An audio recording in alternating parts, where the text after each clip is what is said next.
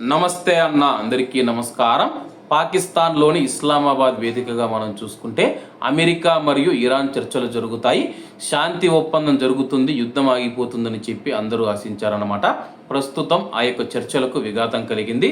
వివరాల్లోకి వెళితే పాకిస్తాన్ నుంచి ఇరాన్ విదేశాంగ మంత్రి అబ్బాస్ అరాక్చీ గారి బృందం వెళ్ళిపోయింది. పాకిస్తాన్ ప్రధాని షహబాజ్ షరీఫ్ ఉన్నతాధికారులు తమ డిమాండ్ల జాబితాను అందజేసి వెనుదిరిగింది.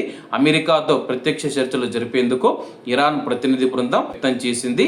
అమెరికా ప్రతినిధులతో ప్రత్యక్ష భేటీకి ఎలాంటి ప్రణాళికలు లేవని ముందుగానే ఇరాన్ పేర్కొంది. ఈ క్రమంలో తమ బృందాన్ని కూడా పాకిస్తాన్ వెళ్ళొద్దంటూ అమెరికా అధ్యక్షుడు డొనాల్డ్ ట్రంప్ ఆదేశాలు జారీ చేశారు.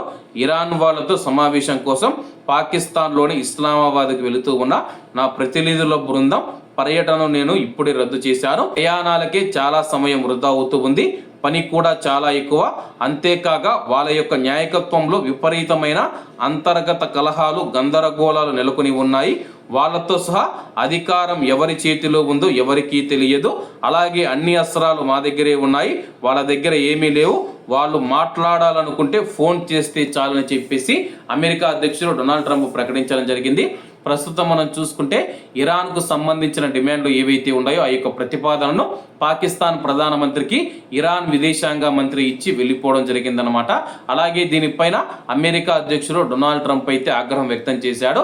ఇరాన్లో ప్రస్తుతం న్యాయకత్వ లోపం ఉంది, ఒకరి మాట ఒకరు వినడం లేదని చెప్పేసి దీంతో వాళ్ళు ఏ ప్రతిపాదన ఇవ్వాలి, ఎవరితో మాట్లాడాలన్న దానిపైన కూడా క్లారిటీ ఇవ్వకుండా వెళ్ళిపోయారని చెప్పేసి, అలాగే ఇరాన్ అమెరికాతో చర్చలు జరపాలంటే ఒక ఫోన్ కాల్ చాలని చెప్పేసి అమెరికా అధ్యక్షుడు ప్రకటించారు.